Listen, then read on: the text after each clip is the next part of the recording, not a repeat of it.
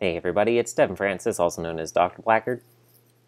And Devin, do you know what? What? The boys are in trouble. Yeah, that's what I knew you were going to say. A seagull told me. You should finish She-Ra. Yeah, probably. What The show I'm planning on watching next that is very popular that I never finished, that I got like halfway through and then just kind of stopped, is Full Metal Alchemist Brotherhood. That way I can celebrate October 11th like everyone else. Yep, that's the right day. Yeah. Is that the right... Wait, is it the 9th? Yeah. Oh. Heck. What are we talking about today? If I Never Told You, and Kopfkino.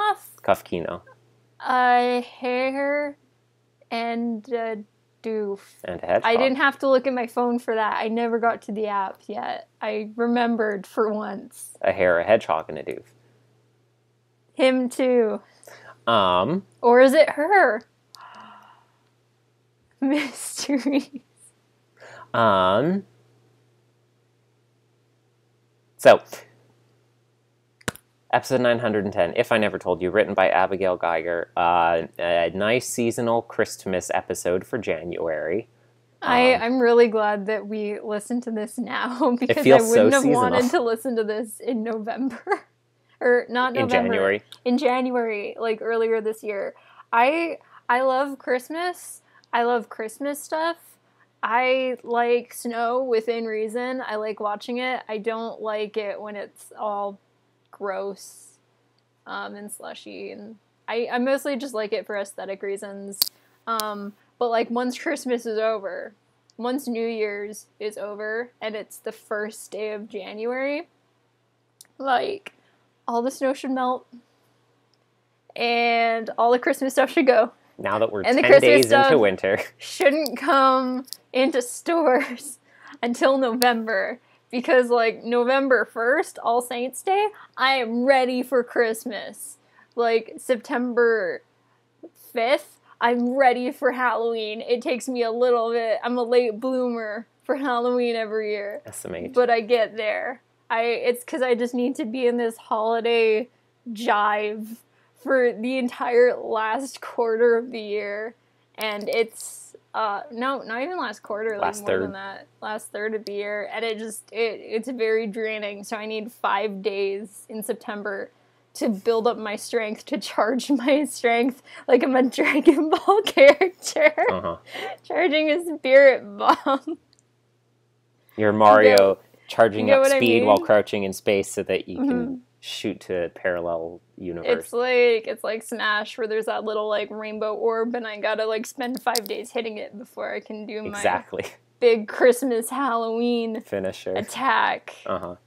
Yeah. Okay. Anyway, I hope you guys are all feeling what happens in If I Never Told You.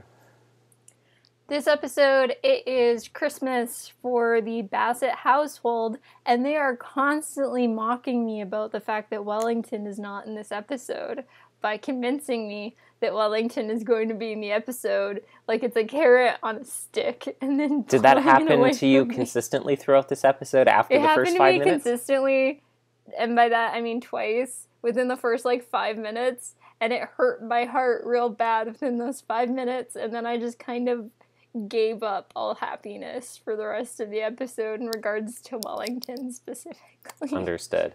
Because they were like, guess who's gonna come for Christmas? Guess what family members?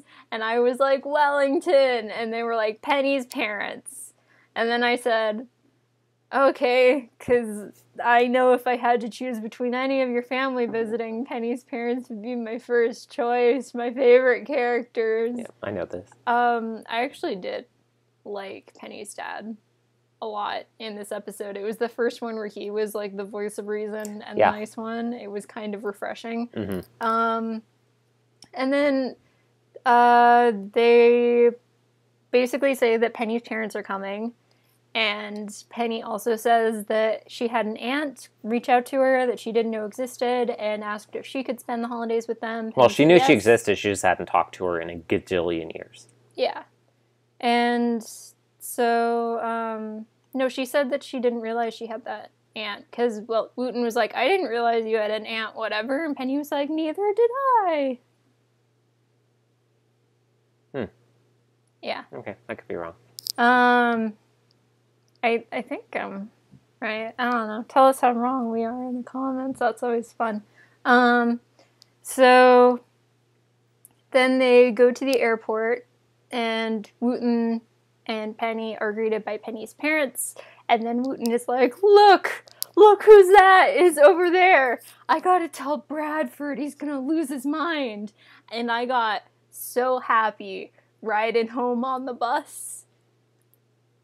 Because I was like, Wooten's excited to see this person. He wants to take a picture so Bradford knows because he thinks Bradford would be surprised. It's so funny Wellington. Because that never, ever began to cross my mind. I was like it's Wellington. Wooten recognizes the person who is clearly Penny's Aunt Beatrice. It wasn't Wellington. It was Penny's Aunt because Beatrice lives in Alaska, so it makes sense that Wooten would recognize her. Yeah. Wooten never mentioned the fact that, like, he was from Alaska in the opening scene. And there was this moment where I was just like, are they just not going to bring up the fact that Wooten was, like, lived in Alaska in this episode? But then they did later. So I was thinking, like, that'd be so weird if they didn't. You mean, like when Penny mentioned that Beatrice was from Alaska? Yeah.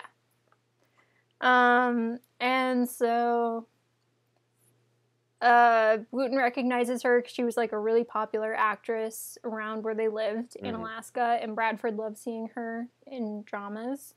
And then Penny's mom and Beatrice see each other, and then they start fighting really passive-aggressively. Actually, not really even passive-aggressively. It's more openly aggressive. And they continue to do so for basically the whole episode.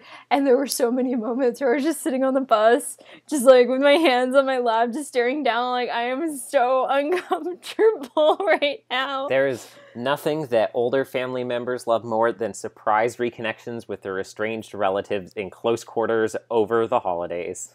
Yeah, they aren't even at Penny and Wooten's house. They're, like, at a cabin on Trickle Lake.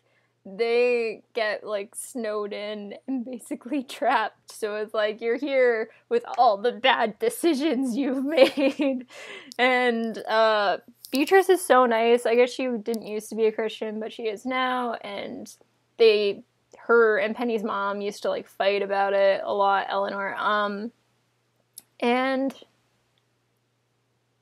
oh, what's the dad named again? Frank, thank you. So, like, Beatrice is being nothing but nice, and she's got them, like, a sleigh ride, she takes them skating, everyone's just kind of vibing. Penny is trying to desperately maintain the peace. She is, Frank like, is just having the archetypical, a good like, time. older, rich, single aunt. Yeah. Frank is he's just vibing, man. He's doing that for the whole episode. He's just like, what if we were nice to each other? And I was like, is this Frank still? It was insane. I mean, he's vibing in the sense that he is, like, quietly trying to stop Eleanor from destroying everything. But you know what I liked about Frank in this episode is it didn't feel out of character about him, like, acting like this, even though he's never really been like this in an episode before, and he's usually, like, one of the main causes of conflict in every episode he's in.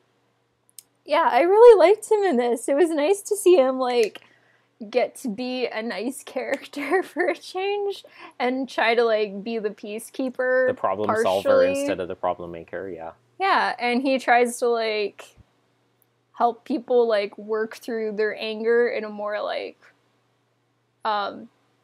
constructive way, like with Eleanor. And it was really nice. Wooten's doing his best. Penny is kind of pulling a Zoe and orchestrating situations where it's like, this will surely make things better. And then things just get so much worse. And she's like, who could have foreseen this? And then Frank and Wooten are just sitting in the corner and they're just like, me. I never would have guessed how major of characters Frank and Eleanor would become. And Same. I remember when they first showed up at the beginning of album 60, I want to say, except... We thought they were going to be one-shot characters. Yeah, and we were like, I hope we see them again one more time. And now they're just regular minor characters. I feel like they've been in like probably, especially if not the lately, same amount, then more episodes than Lucia at this point. Yeah, it's possible. Or at least like very close to the amount of episodes she was in. They've been in a lot of episodes for characters who don't actually live in Odyssey. I thought you were going to say that don't matter. For characters who don't live in Odyssey and like aren't in multiple consecutive episodes. Typically. It's so funny because you go back to like the first episode they appeared in and it's like such a big deal that they're visiting them because they don't live in Odyssey and now they just like visit constantly, but that was like a plot point. They weren't visiting Odyssey in the first episode they were in, if that's what you're saying. They went to Pittsburgh in that episode. No, that's what I'm saying. Like that's why it was a big deal. It's like we're going to visit them because we don't see them often because it's easier for us to visit them than them to visit us. Yeah. But then they did like get a trailer. I don't know if that actually happened or they went back on that, but... Oh, yeah, or if it's, actually been meaningfully applied in some way. Who knows? And then they kind of... I'm trying not to skip stuff, but they do a lot of stuff in this episode. Just like general Christmas frolicking. Penny gets injured in a sleigh ride, or before the sleigh ride while they're skating. There's like some kind of pile-up where everyone falls on each other while Eleanor's in the house. And then Eleanor starts blaming Beatrice, and it becomes this whole thing, which is what happens every time those two interact. And then Penny's like, I have an idea, let's play like Happy Christmas Memories, where we talk about happy Christmases. We're having a slumber party in the living room of the cabin. And this would have been the perfect opportunity for Wooten to mention Wellington. I wanted it. I wanted it so bad. I wanted Wooten to be like, there was this Christmas when I was 8, and me and Wellington, like, got these presents for each other, and we were so happy. And then he, like, set off a smoke bomb or something like that in the backyard, and he propelled from the roof, like, Die Hard style, and then, I got blamed for it somehow by our dad. Like, although that doesn't sound like a good Christmas.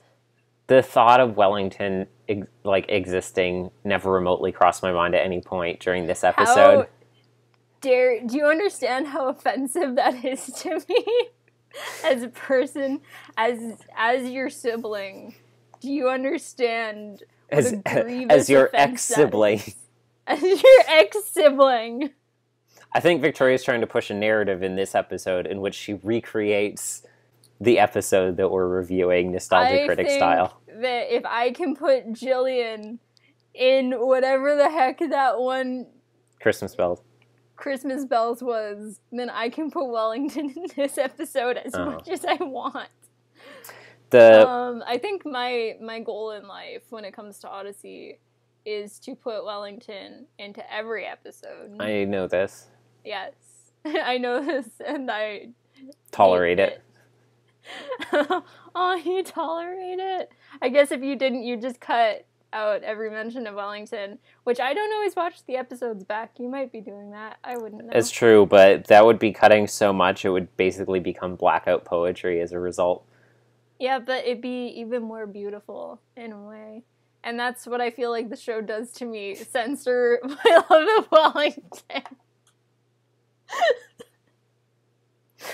Okay, so... it was wild to me that Wooten not only knew about Penny's aunt, but he knew her by name and by face when he hasn't seen her in a very long time from a distance, and even knew what house she lived in, which was a little weird. I mean, if he lived in a small area, which it sounds like he did. Also, if Bradford is, a super fan or whatever, I could see Bradford, being look, Wooten, that's where she lives. My favorite actress. Yeah, that's weird. That is weird, because but people pay to do it in Hollywood. He hadn't met her in person before. So... yeah. So it's a little weird. Mm-hmm. Uh-huh. I think it's funny that he knew her stage name, but didn't know that was only a stage name. I mean, Trissy was short for Beatrice. Yeah, but it's not like this is my real name.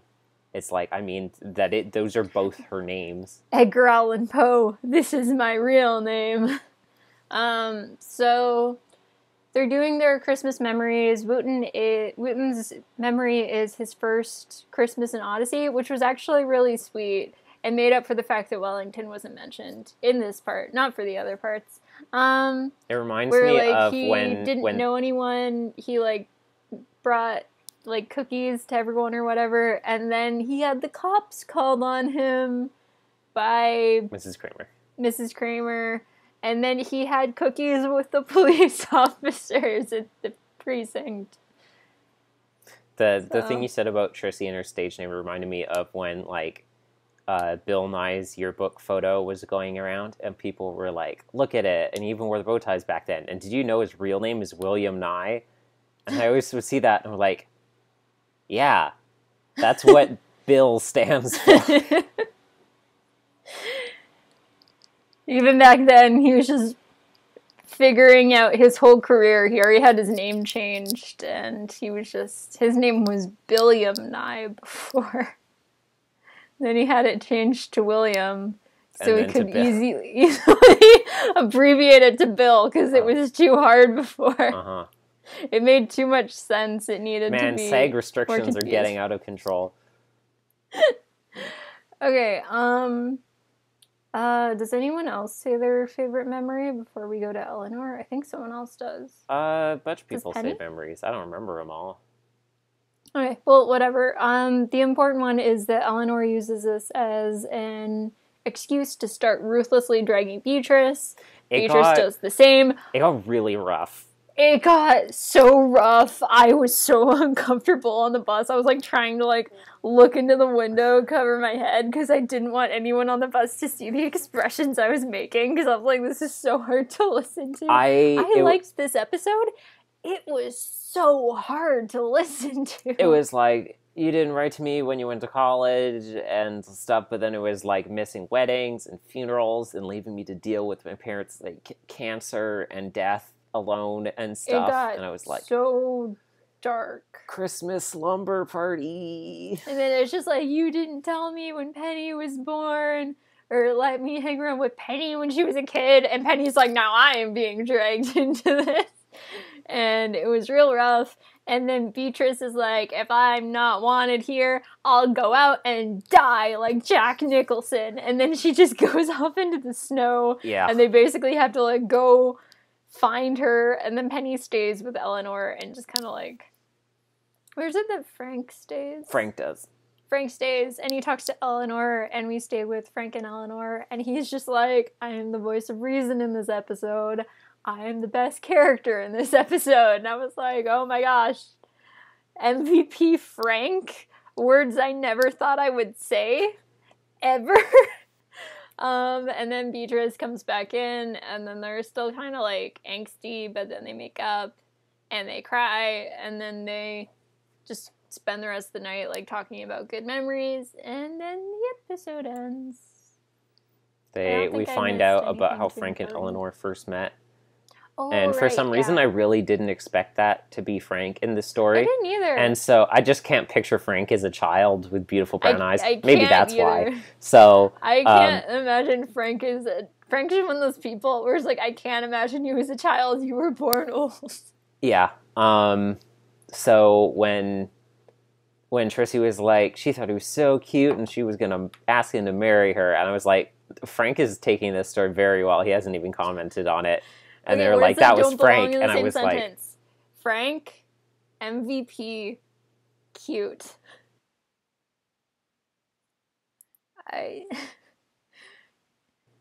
But yeah, I had the same reaction basically to that.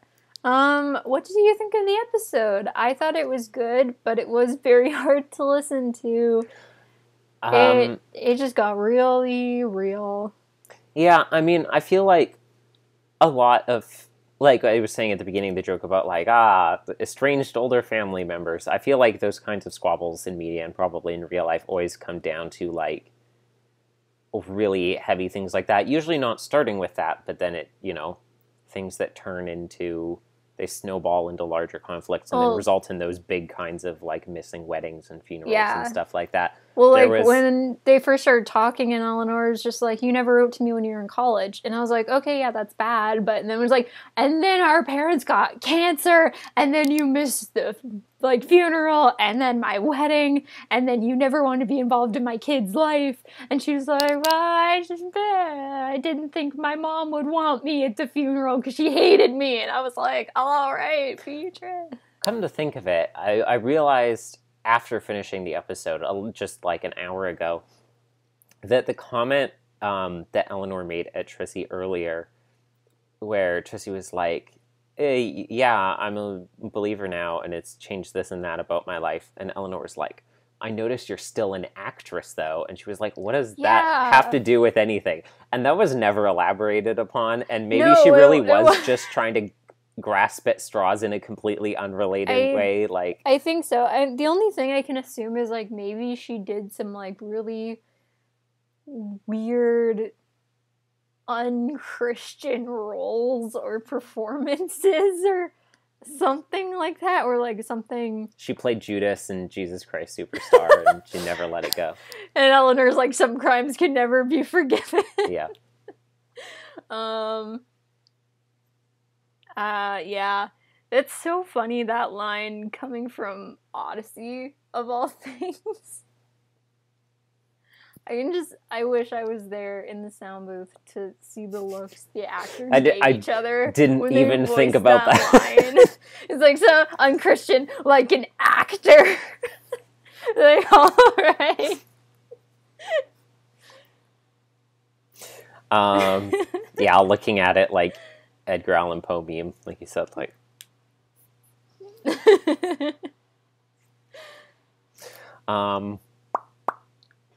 Yeah, I've already said the comments that I wrote down.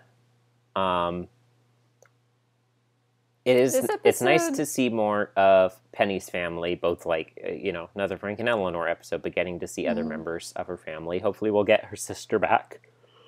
I want to meet her sister's husband, because I don't think... Has he actually talked? He has not shown up yet. Okay. Yeah, we've heard a lot about him, but he's never actually gotten to talk. Well, we've heard a very small amount about him. Okay, I'll say a lot of drama was around him in one episode. Yeah. But he's never actually appeared. So it'd be nice to have him appear. I feel like the concept generally, obviously, it's pretty general, like, we have two family members and they are holding grudges over something that happened in the past, and then they realize we have to talk about it, and then after we talked about it, everything's fine. Mm-hmm. Pretty straightforward. I feel like there's one of these episodes on like every show. Like, you pretty much like know where it's gonna go. It's more of a unique episode if the characters... I guess there's like two ways to go with the ending. I mean, like I said, as soon as... This, either they get close, or they just completely like branch off from each other with like... I guess an example of that in the show would be like Eugene and Bernard and their grandpa. Mm-hmm. And then just the grandpa like hating Eugene still at the end of the episode, even though, well, like Eugene proved that Hiram wasn't scum. So yeah, like the individual scenes and stuff and the writing and stuff in the episode was enjoyable. Like, overall, plot wise, it was like from the first scene, as soon as Penny said like, oh, my aunt, and I haven't seen her, she hasn't seen my parents in forever, I invited her to spend Christmas with us, and I'm not telling my mom. It's a surprise for my mom. It's like, okay, from that line onwards in the first scene, I can now tell you every single plot beat that's going to happen in this episode, and it was correct. But like, which isn't a bad thing necessarily. No, it's not. Like, I think like the episode was well executed for what it was. Pretty well. I do think it's really hard to listen to episodes like this, though, because it's hard enough to, like, hear your own family members arguing, let alone, like, fictional families arguing. I thought you were going to say someone else's family. Well, and also someone else's family. I kind of felt like, because you feel the secondhand awkwardness of the other, of yeah, like Wooten. exactly. Basically, It's like I guess if you're Wooten is over the at main your person. friend's house, Yeah. and then their parents start fighting, and you're like, I am sitting right in the room, and I'm hearing all of this. And he's just there, like, so hands behind his back, like, rocking on his feet, like, pretending not to notice, like, being really interested in the wallpaper. And you also have, like, the added aspect of it's Christmas, so it's even more awkward that people aren't getting along. So, yeah, but, like, the episode wasn't bad. I think I'm gonna give it, like, a solid 3.8. I'm taking points off for just, like, the how uncomfortable, which, like, it did its job. I was supposed to be uncomfortable, but this episode isn't one I can easily probably, like, go back to and be like, oh yeah, that's such a fun, just casual listen. And also just the predictability. I will say in this episode, though, I got really big Alex Jefferson's grandparents vibes from Frank and Eleanor. Like, I think it was mostly, like, Alex's grandpa and Frank, because, like, Frank can be kind. We saw that probably the most in, like, the last episode they were in with, like, the perfect gift, yeah. Yeah, the perfect gift. And, like, him telling Eleanor how much he loves her every single day, which was so cute. But, like, you got just, like, the vibe that he's just, like, a genuinely good guy in this episode, or at least I did.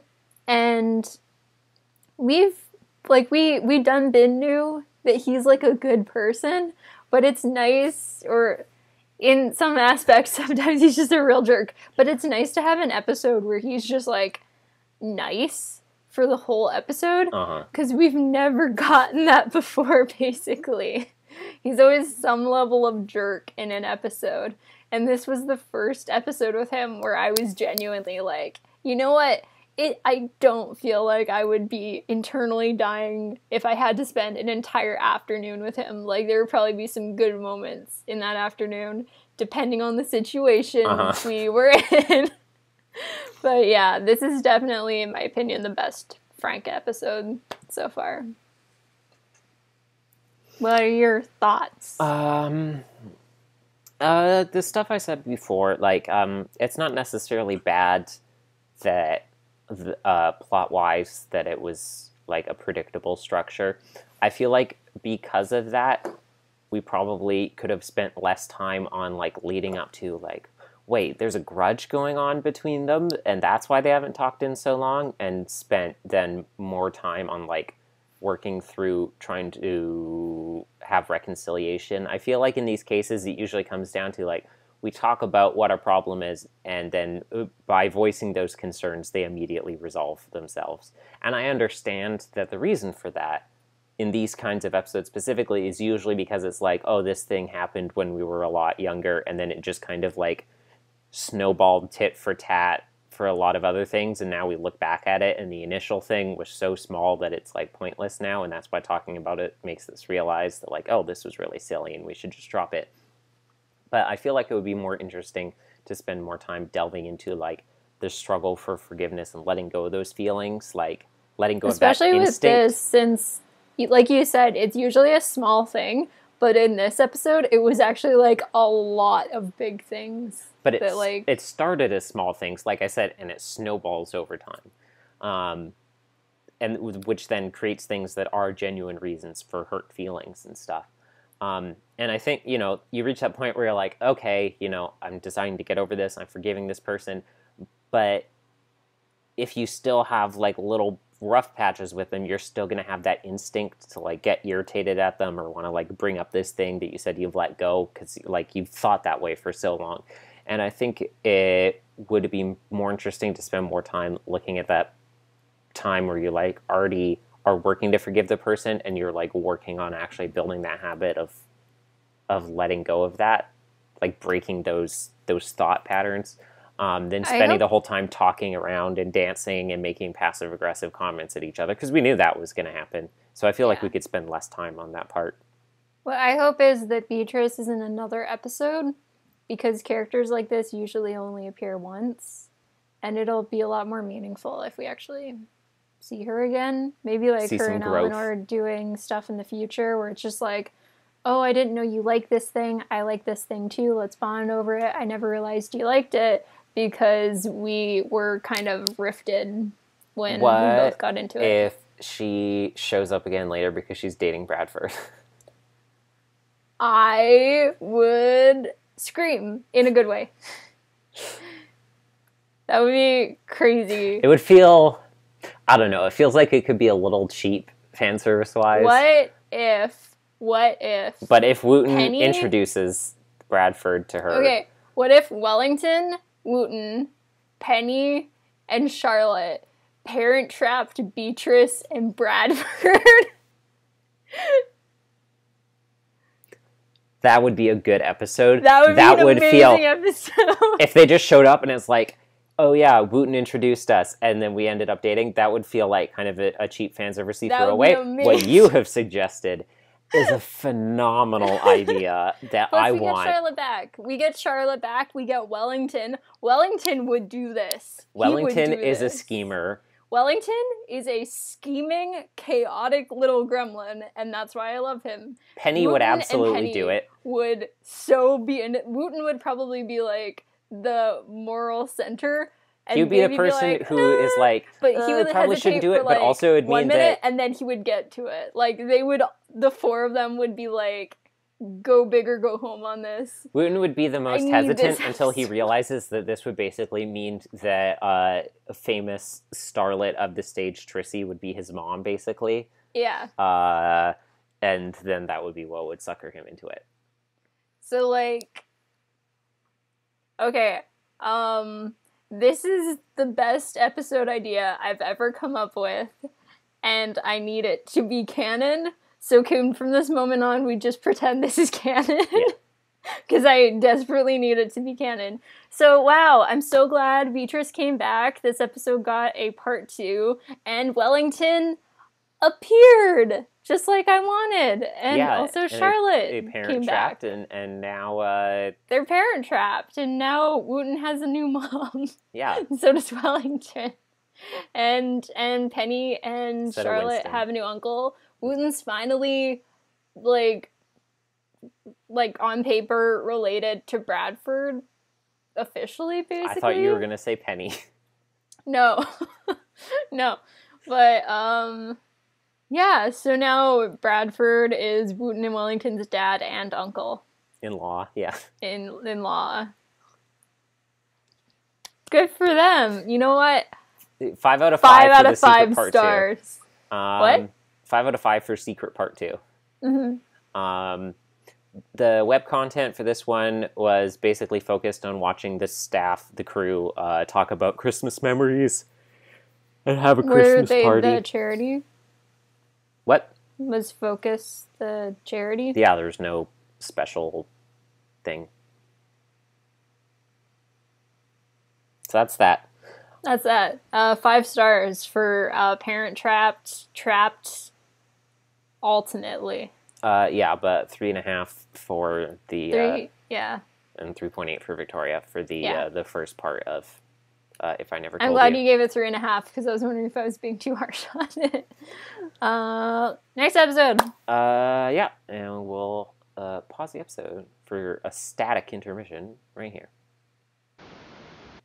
Hey, everybody. Now continue with episode 911.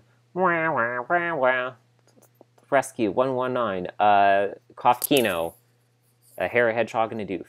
Written by Dave Arnold. So, Renee never actually appeared in this episode. Ah, yes, I forgot. And that it was predicted that. German, not Scottish. We were very far off the mark. What? On what guess? We thought Kopfkino was gonna be like... I mean, we knew it was a German word. Thing. I thought we agreed that Renee was probably gonna be in this episode. Yes, we thought she would be a character, just like she was in Rumpelstiltskin. Yeah. That doesn't change the fact that... I didn't know Kopfkino was a German word. It means, like... We looked it up during our predictions episode. Basically. Well, I don't remember that. That was too long ago. But it basically means imagination.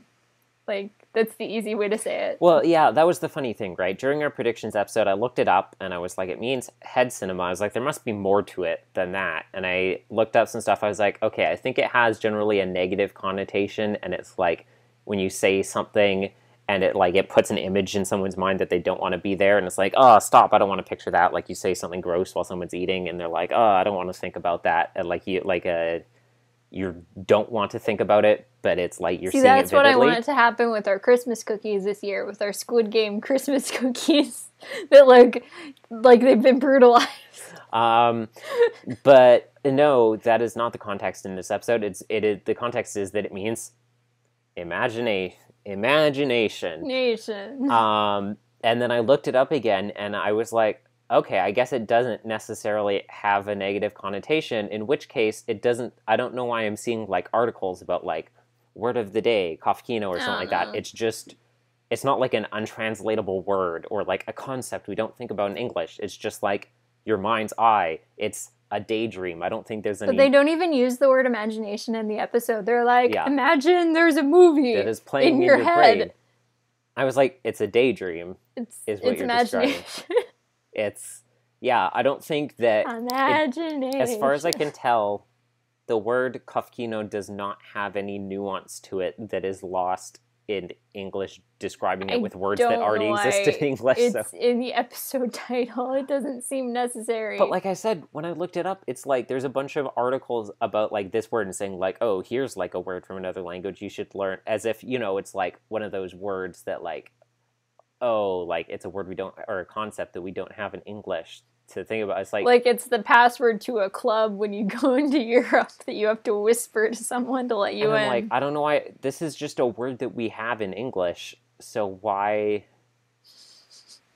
It's just a... It doesn't make a good episode title if you're like, imagination. A vivid daydream, vivid imagination. A hare, a hedgehog, and a doof. A reverie, episode, if Devin? You will. You could put this in front of any Buddy episode. Yeah. Who wrote it? Dave, I already said that. Oh, okay. I didn't hear that. So in this episode, it is Mr. Holstein's brother, who, this is his second episode, I believe. After I don't remember what the other one was. Oh, okay. Which is why which also connects to the idea that, like, oh, Renee might be in this just as a voice because she was in Rumpelstiltskin. And so it's a couple fairy tales. There's two. One is... It was going to be three originally, but they cut one. We don't know what the one that they cut was, but they said it might be in another episode in the future that was mentioned in the web content. So there's the first one, which is about this really mean hare. I kind of liked his voice acting. He was just such a snob. It was kind of endearing in a way. What do you think? He reminded me... What? What do you think to say? He reminded me of a Kingdom Hearts character. He felt like an organization member. He, like, berated me, and it felt like I was Roxas in days. I mean, I thought you were just going to say reminded you of Wellington. No, but that too, kind of. And so, do you remind you of really Vexen, then? A little bit of Vexen. And we all know how much you love Vexen. Everyone knows how much I love Vexen. The best thing about Vexen is making jokes about what happened to him in Chain of Memory. Well, that's the second best thing. The first best thing is making jokes about how much you enjoy Vexen as a character and a person. Yeah, that too. Yeah. So this character is a jerk. He actually gave me like a very big young Xehanort vibe too, which is how much of a brat he is, because I love young Xehanort. Young Xehanort in Dream Drop and KH3, not in Dark Road. Young Xehanort who literally spends his last words saying, "I'm not sorry for anything," and then gets sent back into the past.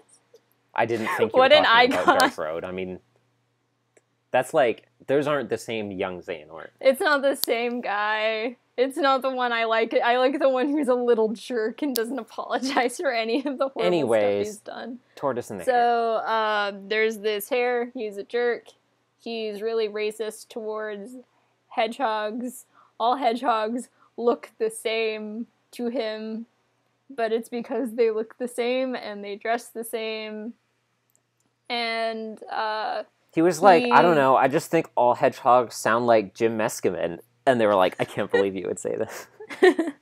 So he gets challenged to a race by this guy hedgehog, and the guy hedgehog stands at one end of the racetrack, and he gets his wife to stand at the other, and then the hare just races back and forth, and every time he's like, how did I lose? How are you so fast? And then he gets really tired, and then he quits. And then the narrator's like, little did he know, they cheated. And the hare's like, they cheated, I'm gonna go kill them. And then the story ends. Just as it was, like, starting to get interesting to me. And he's like, I'm gonna destroy them. And then he's just like, and now our next tale. And I was like, no, go back. I want to see the animals fight. I mean, I'm glad that at least it wasn't literally just the tortoise and the hare, which is what I was assuming it would be. Same. I would still, well... Tortoise and the Hare is Aesop, isn't it? I think so. So, are these stories of the same lineage, then? I am not completely sure. I didn't do research. I thought about doing research, but then I did not. Interesting. Yeah, I guess not. I mean, I assumed it was until I can look at the hare until and the the bit hedgehog, turned out see to if I be find about, like, anything. tricking and duplication. And then it wasn't about that. And now that I remember that it was Aesop who was the tortoise and the hare and not the Grimm brothers, I suppose that it might actually just be unrelated. It is a Low Saxon fable published in the 1843 5th edition of the Grimm's Fairy Tales. What, the hare and the hedgehog? Yes. In Wilhelm Schrodinger's Hannoversches Volksblatt, under the full title Ein Blatt Deutsches Volksmärchen. You're welcome. And yes, Tortoise and the Hare is one of Aesop's fables. So that answers that. And I'm not sure about Doof, because I don't know what to Google for that. Unless that is actually the name. Oh, I looked up Aesop because I was like, was it ancient Greece or was he more modern Greece? I feel like it was ancient Greece. I typed in Aesop, No, he wasn't. and I see the Wikipedia. Sorry? Aesop was like a lot more modern. He was? No. Anyways, I saw the like info bar on the side. side of Google, and it said founded 1987. I was like, wait, what? And then I realized it was bringing up Aesop, a brand of skincare creams. No, I think that's the right one. Yeah. The Greek fabulist. So... Yeah, he was from 500 BCE. Yeah, I didn't realize how old he was. Yeah, he was born 2,600 years ago. 3 or 4 years ago. I thought he was like Victorian. Around there. I was very wrong. I mean, I know that people lived in Greece after ancient Greece, but based on the fact that he was a Greek writer who wrote like societally foundational stories, and also he only has one name, between those two details together, I always assumed that he was like 2,000 years old. You would think I would have figured out the same, but I did not. I didn't think he had one name in the same way as like Madonna or Cher. Like Homer. You know, Beyonce, Aesop. He's just so big, you know? I did think they were kind of too exposition-y in this episode when it came to a lot of stuff. Like, I get that they're fairy tales, they have a lot of narration. I think they should have just let the scenes speak for themselves a lot more than they did. Like, when the time came that Mr. Holstein's brother was actually explaining, like, oh, there was one hedgehog and another hedgehog, and they stood at opposite ends, like at the end of the first half. The Doof story is collected by the Grimm brothers, tale number 33. What is it? Well, it is the name that they say it is in the episode at the start, which is the 3 languages. Oh, okay. I was like going to type in bird, frog, dog, and I was like, oh wait, they did say the language. They said the name of the story. See, like, I think I've heard both these stories before. I was not familiar with the second. I'm pretty sure I've heard both of them, but I'm not exactly sure where. I'm guessing sometime in my English major. Yeah, maybe considering you had a whole course on fairy tales. I had multiple courses I took on fairy tales. Um, so, or like children's stories, but it was all like fairy tales. So I thought that this episode was a little too exposition-y. Like, by the time it got to the explanation about, like, one hedgehog and another hedgehog at the end of the first half, I was actually confused for, like, a minute because I thought that was already explained, but then I just realized it was like, no, it was so obvious. They didn't really need to explain it. And also, you can, like, very easily tell, like, it's different voice actors. I don't think they needed to explain... it's the same voice actor, but doing different voices. Oh, it is? Which was actually interesting because the web content for this episode was mainly talking to Jim Meskimen about his voices, and he talked about doing this voice for the hedgehog and how the trickiest thing about it is trying to come up with a voice for the hedgehog and then do a voice for the hedgehog's wife where it's like similar enough that they sound identical such that the hair would think they're the same person, but also different enough that you could tell who was speaking even if they're not speaking to each other. I feel silly. I thought it was just like two voice actors and they were trying to sound a lot like each other. No. But I was like, it's so clearly this one person and not the other person, and they sound so distinct. He was just doing it a slightly like lighter, higher pitched, the same voice. It was he was doing an impression of what was his name? Barry something, who's an Irish... Barry Fitzpatrick? Something like that? Barry Fitzgerald? I don't know who that is. Anyways, yeah, it was Jim Meskimen. I'm looking up if he's done any other voices on Did you realize it was the same PA? Yeah. I mean, they had the same voice. Yeah, but I thought it was two different people like trying to do the same effect. He did an interview with Bob in the web content, and he talked about like being the voice of Colonel Sanders and doing voice double work for like a bunch of different impressions and accents he does. And he did Colin Firth, Ian McKellen, Morgan Freeman, Tommy Lee Jones, Patrick Stewart very well. Like all of them, or specifically very good Patrick Stewart? All of them were very good impressions. You should watch the bit where he does the different actors' voices. It was impressive, like voice double work. And then there's hedgehog facts that they give. Did you know any of the hedgehog facts in advance? I knew that their spikes are called quills, I guess. I thought that was just porcupines. What's the difference between a hedgehog and a porcupine, but one is more dangerous? Well, hedgehogs are very, like, tiny, and they have short quills. One is baby, and one is dangerous. Yeah, and a hedgehog is like... Hedgehog's like, I'm holding it in my hand, and it has short little guys that are, like, a little... pokey, like Frosted Tips hair in the 90s, and they're like little guys. Porcupine is like this big, and then the quills are like big off of that, and they have the ones that will actually like come off. Well, they don't shoot out, but why not? The people because I watched too many cartoon. Yeah, that apparently it's actually a very common misconception people have because of like Looney Tunes and stuff that they can like and like I was shoot the quills out of you over the hedge. Yeah, but they will, stab you and then like come off and stay inside you because they like barb and like open like an umbrella once they go in so that you can't pull them out like an arrowhead. I think you've told me that before. If I had a porcupine, I would teach it how to shoot its quills because I am built different, and so well, like I showed you, just stick your thumb in your mouth and blow. That's too hard. The instructions were unclear. Do you think this episode could have been less exposition-y? Wait a minute.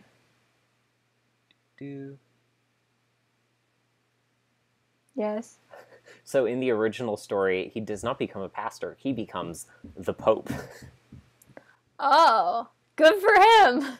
He went to Rome. Like... In Rome, the Pope had died and the cardinals wanted him. Haha, the cardinals wanted him as the Pope's successor. As two doves had sat on his shoulders as a divine sign. That's very funny, Devin. On his journey, listening to the frogs had made him sad and thoughtful. He consented to his appointment as the doves advised him to do so. When he had to read Mass, the doves whispered how to do it in his ear. That's a big glow up from this episode. I just want to imagine there were some parents sitting there, and they're just like, all right, not really big on Olivia's arc right now. Gonna email Focus about that angry email. Listen to this episode. You can't be the Pope that easily. I'm gonna send a second angry email. It would have been so controversial if you'd become the Pope instead of just become a pastor. That'd be so funny. Oh, that's amazing. I really liked Doof in the second half of the episode. I spent the entire second half trying to figure out why Doof's voice sounded so familiar. And I didn't look it up. I was going to wait to finish the episode before I looked it up. And then when Chris was saying the names of actors at the end of the episode, I realized it was because it was Arthur McAdams? Adam McArthur. Yeah, that's his name. Adam McArthur. I got him mixed up. And he plays Marco in Star Versus. He's the main character in Jujutsu Kaisen. He is a couple other characters in Odyssey. What? You said Jujutsu. Jujutsu Kaisen. Jujutsu. It's you, not an I. I've been saying it wrong my whole life then, I guess. Your whole life. My whole life. And also, I say the word Jujutsu so much. Victoria was like, oh, he's Marco.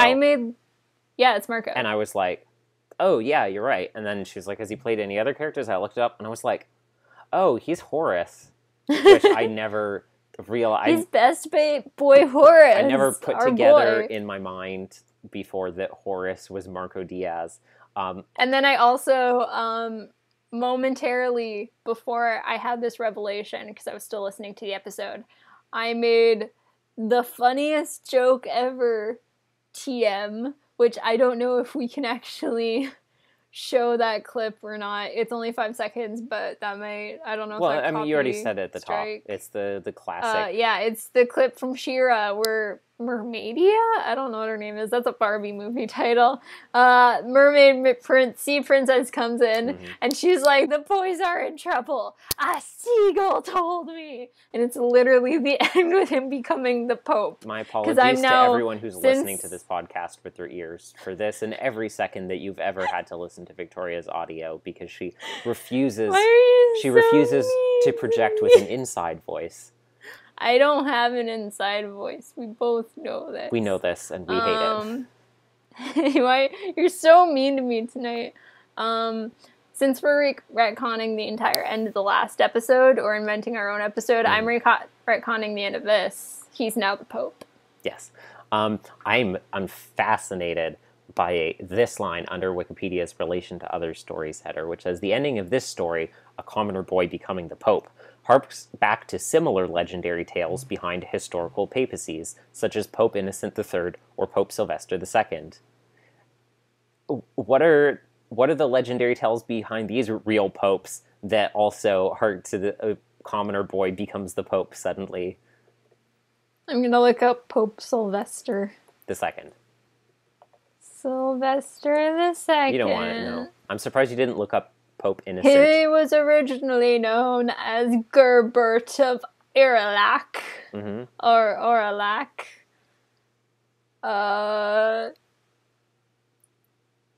He was old as balls. That's true. His papacy began in the year 999, which is a little bit ago.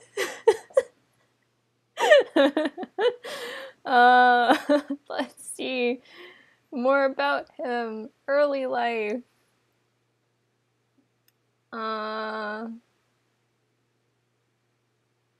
He doesn't seem a lot like Doof. Well, I mean, his story starts out with him going to study math. Yeah. Is that the only similar? Well, they said. Do you know they said it was about these two popes were also educated at a young age, and no other popes have been. The point is, they said it was a story of a commoner boy becoming the Pope. What was the other one named? Innocent? Innocent III. Why are there so many popes named Innocent? Not as old. He started poping in 1198. Oh, that was like yesterday. Yeah. He lived like 200 Sometimes years later. people will be like, 1198, and I'll be like, that was like 5 years ago, because it still feels like it was, it's still. Yeah, and in then my they're like mind- 1198. in my mind, You're it's like, still all right, 1163 15 years is the ago. thing. Ruled the same area, the papal states. Papal. I don't know where that is. Somewhere in Europe, I assume. I assume the Vatican and surrounding areas. One of the most powerful and influential of the medieval popes, he exerted a wide influence over the Christian states of Europe, claiming supremacy over all of Europe's kings. That sounds very innocent of him to do. He was born Whenever people are asserting dominance and Italy. supremacy over multiple other sovereign nations all around them, I always say this is an incredibly innocent act. His face is shaped interestingly, and one eye in his painting is kind of above the other eye. You should show this picture on the Wikipedia page. Okay, I was trying to find out about how Sylvester II became the Pope. I'll go back to election to the papacy. That's what it is when you become a dad.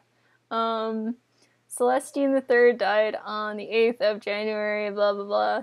Before his death, he urged the College of Cardinals, oh, there they are, to elect Giovanni San Paolo as his successor. Do you like my reading? Yeah, I'm looking at the picture of Pope Innocent. I mean, he certainly does look very British in this painting. Lorario di Conti was elected pope in the ruins of the ancient Septidusdium near Circus Maximus. That doesn't sound like a real place.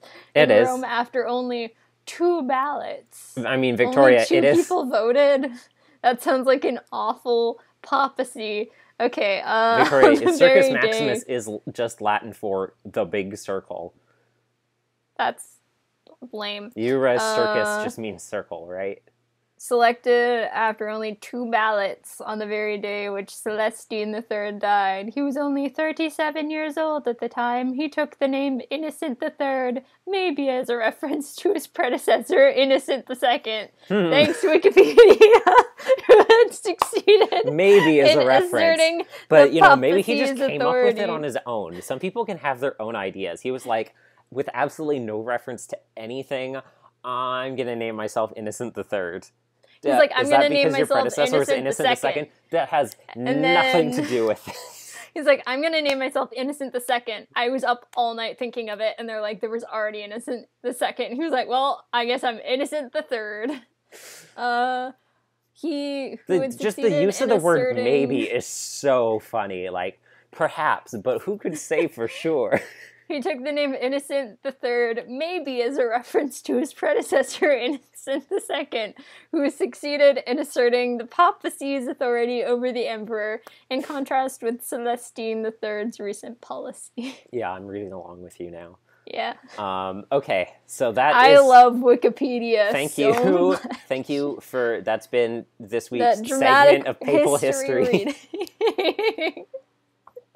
I learned so much about popes today. I learned that they're easily elected. If you name yourself after someone who's already been a pope, you establish dominance over the kings, and the seagulls tell you to do it. Yes, and the cardinals and the doves. Those birds are important too.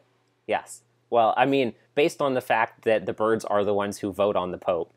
Like the triumvirate? Mm-hmm. It's about birds, the 3 types of birds that will elect you to be the pope. Yeah. That's the real name of triumvirate. That's the real meaning of what a triumvirate is. You gotta have the seagulls, the doves, and the cardinals, and they come together and they're like, coo, coo, ka, boo. I don't know what that bird is. And then they're like, you're the pope now. And then you name yourself after the last guy, and you add another number. Maybe named after the last guy, allegedly. Not sure, allegedly. There's no proof. You can't prove I did. I swear I'm creative, I plead the Mom. 5th. We're gonna get sued. That would have been that's a really good bit to take out of context, starting where you started yelling about the triumvirate. Anyway, I think we have to end the episode here. I think we peaked. Do you have anything else to say? Because I don't. Like I said, that's all for this week's. That's all for this week's installment of Papal History. Next week we'll be talking about Honorius III, and who is after that? Gregory the Ninth. So, thank you for joining us on Papal History, the history of popes. Hank Green wishes he had what we have. Okay, I'm gonna give this episode a. I haven't talked about my thoughts on the episode yet. Okay. So another knockoff Holstein fairy tale, which is interesting. Not a knockoff fairy tale, but a fairy tale told by knockoff Holstein, which is interesting. I'm glad. I feel like they might have said this before, but like acknowledging that the Grimm brothers didn't actually write their stories, that they were just like collecting and anthologizing existing stories from oral tradition and recording them in books. And that's why partially you can find so many different renditions of like a bunch of different fairy tales. Yes. Is because like a bunch of different places were telling them, and then the Grimm brothers also took their version, and then they like rewrote some elements on top of all the other things. So that's why if you take something like Sleeping Beauty, we don't really know what the original one is. Things like Beauty and the Beast, though, you can find concrete sources like Marie de something de Belmont is the first person who wrote that in Woman's Magazine. But we know things like that because they were like a lot more recent than things like Cinderella or Sleeping Beauty. So it's a lot easier to trace. Other things I said that Kopfkino is such a broad concept, you could put that in front of like any episode about like Trent or Jack Davis or stuff like that, or Buddy. But also... Or kid number 52, Imagination Guru, that we get in 3 years. Or Lawrence Hodges. But also, as I pointed out in my notes and I forgot about before, this is an audio drama. You could put that in front of every episode of this show. Why don't we just rename the series Adventures in Kopfkino? But there was one joke in this episode that was actually very good, and it got me. And that was, I think it was, someone was like, "You're a conniver." And he was like, "No, actually, I eat plants." And I don't remember I think that one made me go like, wah. The exact inflection in which he said conniver. I can't remember exactly the way he said it, but it was perfectly enough in the way that like looking at it, I was like, oh yeah, it did equally sound like you said carnivore. That was a very funny joke. I really love Adam McArthur. He just has he has a good rasp, like his vocal fry. Yeah, his voice, just like every single character he plays has like this kind of like naive, innocent vibe, and they're just like so endearing. Like it's really easy to play a character like Doof and just make them really annoying, but he's just like so sweet in this episode, and I love Adam McArthur so much. I'm not entirely sure if it was supposed to be interpreted this way, based on what I read in the original or in this story. When Doof told his father, like, I learned what dogs say, I learned what birds say, did you interpret that as I learned how to communicate with animals, or did you interpret that as like I learned that the dog says woof, the bird says a bit of both, chirp? Yeah. So you did think it meant like I can understand what they're saying? I mean, like I said, I'm pretty sure I've heard this story before. That's fair. I did forget that part because I thought I did wonder if they were gonna make a bunch of animal noises. I did think like those bits went on like a little bit long. Yeah. But I'm also kind of a sucker for I don't even know if I laugh at this joke a whole lot anymore, but I still kind of find it funny whenever a character says something in like that's really, really long in a language, and it just means like no, or something like that. Like that's always something that's probably gonna be funny to me. Yeah. But Yeah, I feel like Adam McArthur, the way that he has like a high-pitched voice with vocal fry, it's in a way that you don't hear in a lot of guys. I think that's what makes his voice stand out so uniquely, which is why I was like, oh, I can't believe I didn't realize that he was Horus before. The show still continuing to, confoundingly to me, confirm that Horus's name is spelled the ancient Egyptian mythology way and not the English name way. I like to think that they didn't realize that people don't spell Horus that way anymore, and they didn't realize there was another way to spell Horus. I saw, like, on this episode, they had a crossword and then some pictures of characters below, and it's like, fill in the first names of these characters. And it was like, Doof in this episode was played by Adam McArthur, who's best known for playing this character down below in the thing, and it had a picture of Horus. And I was like, I want to check, just because I always refuse to believe that they consistently have decided to spell his name that way. And I checked on the crossword, and there was only 5 letters for Horus's name, and I was like... How do you spell Horus that way again? Horus, as opposed to Horace. I like to think they just didn't know. I do like that idea. Yeah.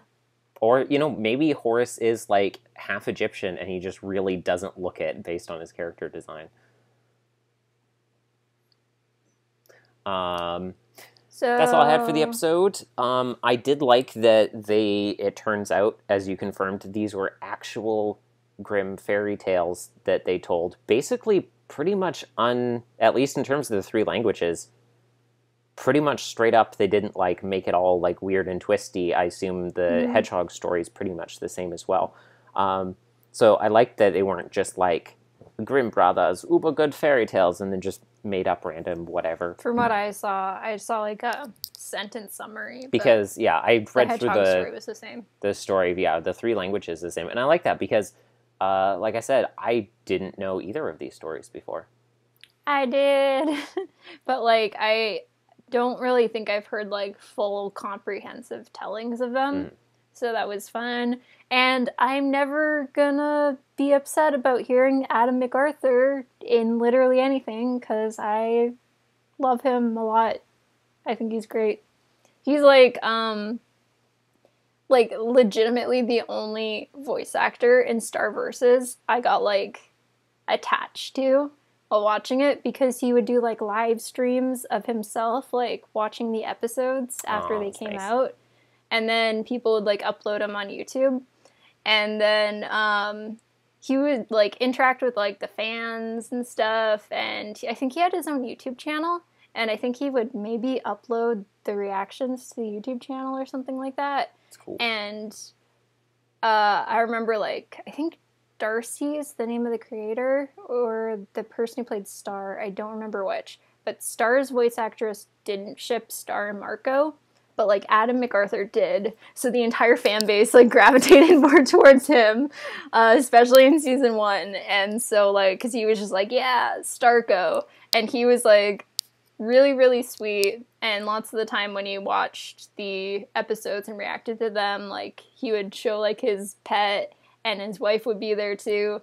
And, like, I just got really similar vibes between, like, watching his reaction stuff and watching Kyle McCarley's Nier playthroughs, like, especially when, like, I think he is a pet too, and, like, his wife came on screen, and like sometimes you'd see, like, Kira, and sometimes in Adam McArthur streams you'd see his friends, and I don't know why, but, like, Adam McArthur and Kyle McCarley are just, like, in the same, like, they occupy the same space in my mind, where it's like, I love both of them so much, and they're just, these really sweet voice actors who are both in anime and both in things I like.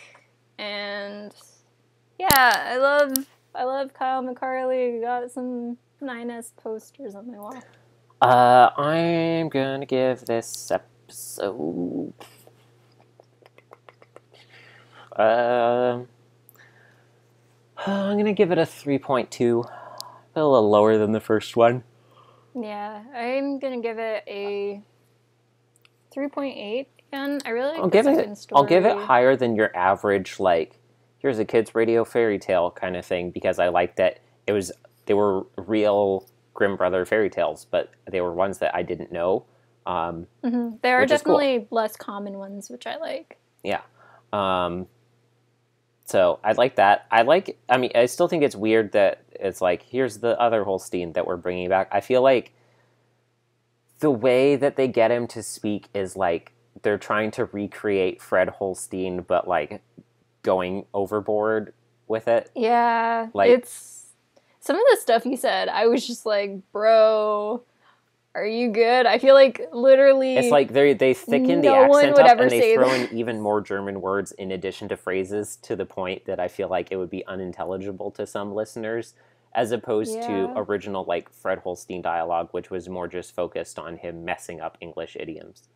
And also, me listening to this, I wasn't like, is this offensive? But I was also just kind of like, this is weird. Like, nobody who speaks a second language is ever gonna talk like this. I mean, I feel like you probably wouldn't talk the way Friedrich Holstein did either, but it feels like a clear difference between like, we're making a joke specifically about like, you know, the difficulty in learning idioms in a second language, and then just being like, this guy is like crazy stereotypes all over the place. He's speaking half German and half English. He's throwing so many. I almost got the vibes at some points where it's like, this guy's an idiot, and I was like, oh, it's not very nice. I feel like it goes too over the top.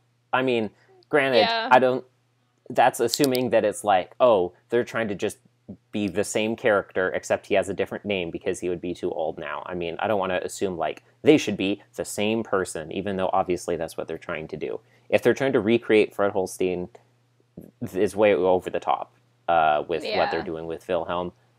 If they are going to treat like Mr. Holstein like this, though, like if he did come back, especially since and they just like made this character him, I don't want him to be acting like this, so I'd rather he like act weird and it just be a different character. I'm assuming that this is be Mr. Holstein. I'm assuming this is supposed to be like a relative of Holstein's who is already here when he was like, who is younger than him, who has been in America at least as long as him. So he should be like a lot less like, you know, like the accent and the crosstalk between languages should be a lot less for him. The new announcer, I think it should be the nephew who like beat the crap out of Katrina. Yeah, I think that would be hilarious. Out of football. Yeah. Which is, when he first showed up, that is who I thought that he was, and I had to go and check. I was like, oh no, his name wasn't Wilhelm. That would be really funny, though. His name was Hans, Yes, right? It was Hans, yeah. Because he's just like, Hans, come over here. Yeah.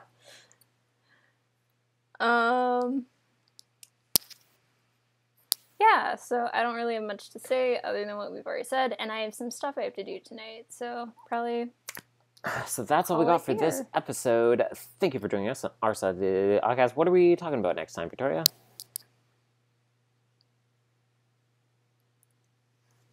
I could have said the names if you just said, like, what?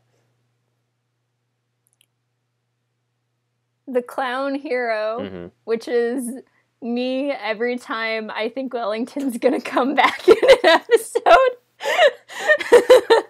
And The Search for a Sunflower. And on that final joke, thank you for joining us on our side of the YouTube. I've been Devin Francis, also known as Dr. Blackbeard. And I'm the Clown Hero. And you're Boo Boo the Fool. I'm Boo Boo the Fool. Goodbye. Goodbye.